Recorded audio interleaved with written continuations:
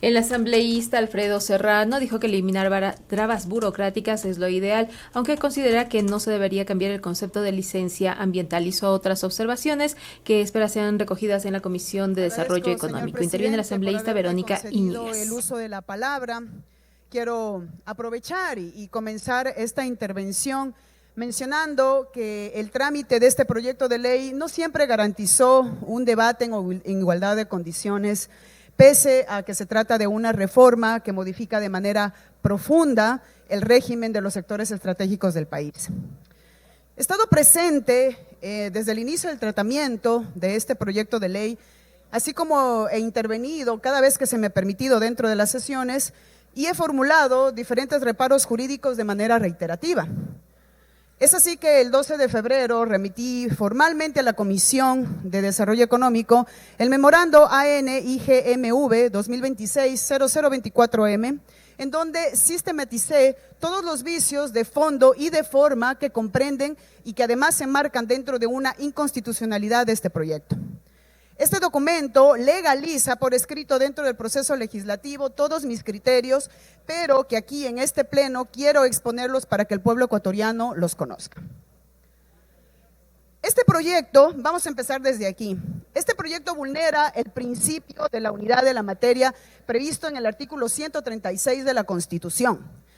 ¿Por qué lo hace? Porque concentra dentro de un mismo cuerpo normativo reformas ambientales, modificaciones estructurales al mercado energético, disposiciones de seguridad estratégica con participación de las Fuerzas Armadas y un rediseño al licenciamiento ambiental bajo la figura de urgencia económica, por lo cual trata temas que son sumamente delicados, altamente técnicos y que no coinciden los unos con los otros.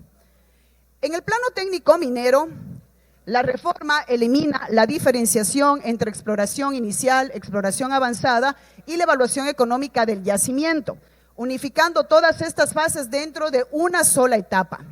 Cuando lo hace, debilita el control progresivo del Estado, se pierde la exigencia de verificación técnica previa para avanzar en la intensidad operativa y desdibuja el vínculo entre el cumplimiento de obligaciones y la permanencia de los derechos concesionales. La legislación que tenemos ahora estructura estas fases precisamente para graduar estos impactos y obligaciones. Suprimir esta arquitectura a través de la reforma que se está planteando en este momento implicaría alterar el sistema de control ambiental y también administrativo. En materia ambiental, el texto reemplaza la referencia expresa a licencia ambiental por una noción mucho más amplia de autorización ambiental. Y me da mucha pena que el asambleísta Castro lo haya tratado como si fuera un simple tema técnico y que desconozca completamente de algo que es materia legislativa, porque ni siquiera es técnica el saber lo que es una licencia ambiental. Al hacerlo, cuando hace esta ampliación a la autorización ambiental, lo que se está haciendo es trasladar los elementos sustantivos a una legislación secundaria. Además, este desplazamiento reduce el nivel de protección establecido en nuestra ley.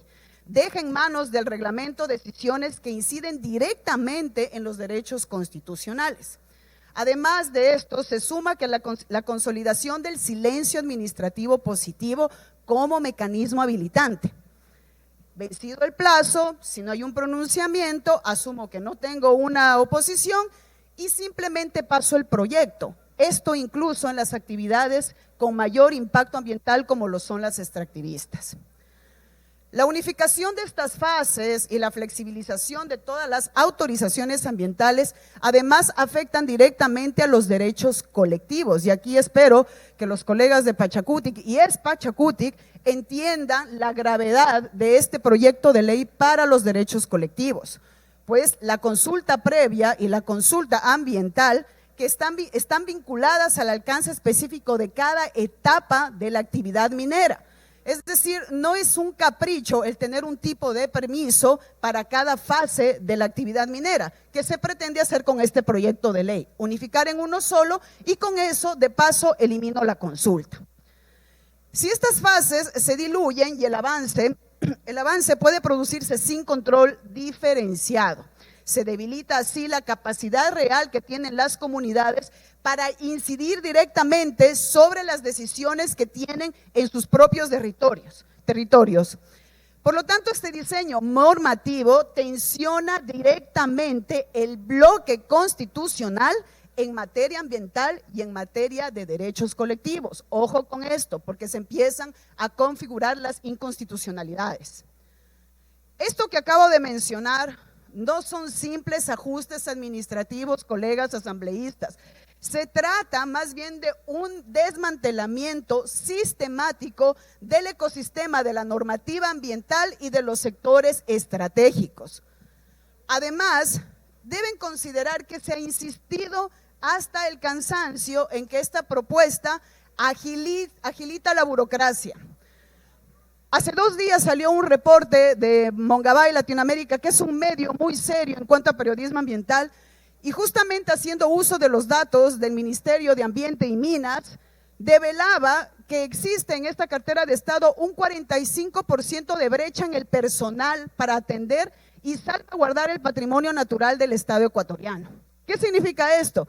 ¿Cómo pretenden agilizar la burocracia si ni siquiera cuentan con el personal necesario para trabajar en lo que ya les compete ahora?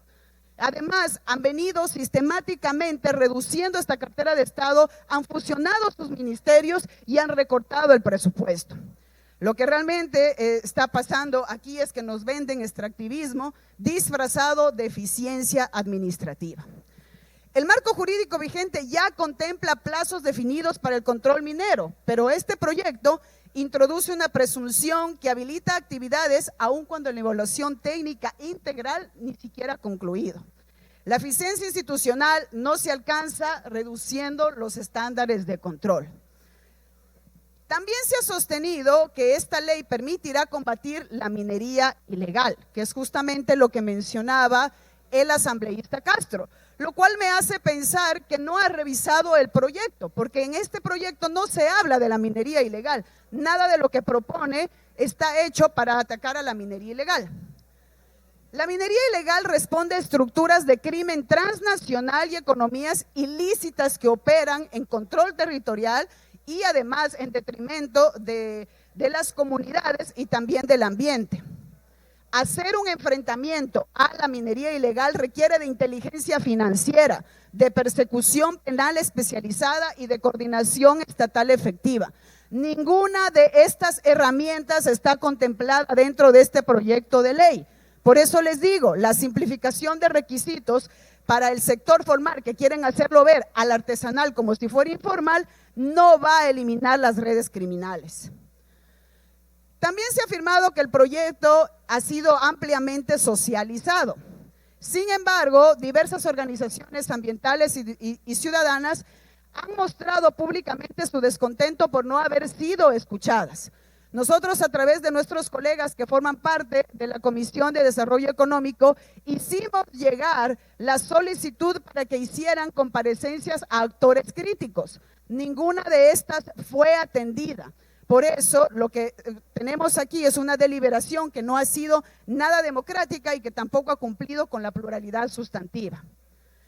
En una de las comparecencias también acudió la ministra Manzano, que era una oportunidad para un intercambio técnico especializado con posiciones distintas sobre la constitucionalidad y las reformas de esta ley.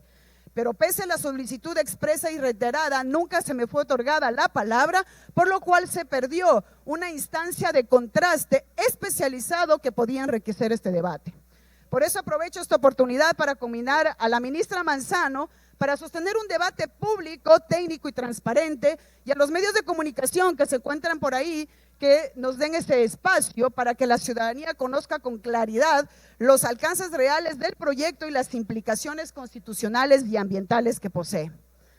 Para terminar, quiero dirigirme de manera directa a todos las y los asambleístas que creen que este proyecto de ley le va a dejar regalías al país.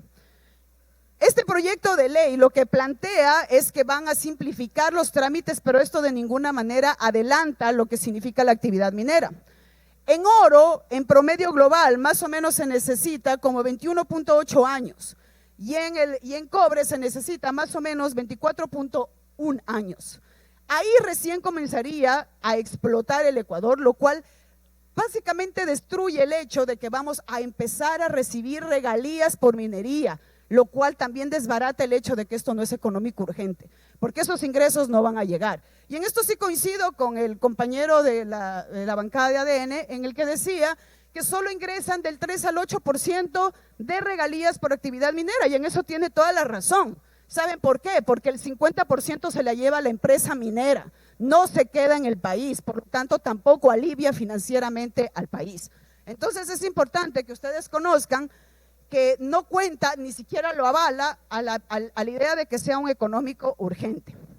También quiero dirigirme a aquellos asambleístas que no solo en el pleno de hoy, sino que también en diferentes sesiones de las comisiones han mostrado una preocupación respecto al agua. El mismo asambleísta Castro hablaba de su preocupación por las fuentes hídricas, por el ambiente y también por los derechos colectivos.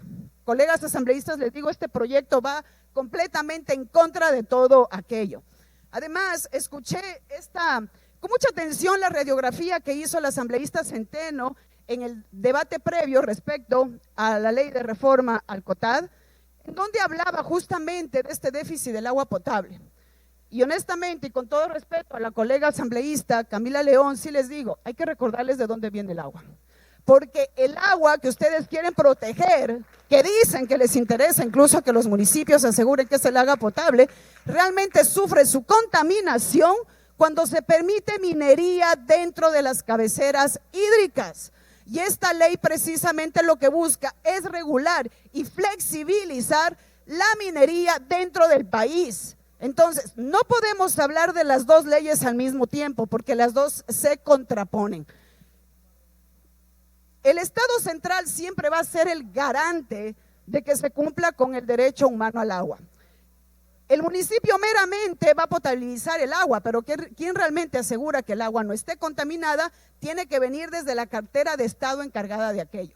Por eso ya incluso en otras sesiones se les había solicitado… Asambleísta Íñiguez, 12 minutos. Le pido por favor que vaya cerrando su intervención para continuar con el debate. Está bien. Voy a pasar directamente a decirles que el Ecuador es un Estado constitucional y de derechos y que nosotros dentro de la supremacía constitucional tenemos que velar porque no haya leyes que vulneren los derechos colectivos, no vulneren a los derechos de la naturaleza y tampoco se utilice de una manera sin mesura la categoría de proyectos económicos urgentes. Por esta razón, en el pleno ejercicio de las atribuciones previstas y en el artículo 135 de la Ley Orgánica de la Función Legislativa, quiero presentar la moción que resuelva negar y disponer el archivo del proyecto de ley orgánica para el fortalecimiento de sectores estratégicos de minería y energía, calificado de urgente en materia económica.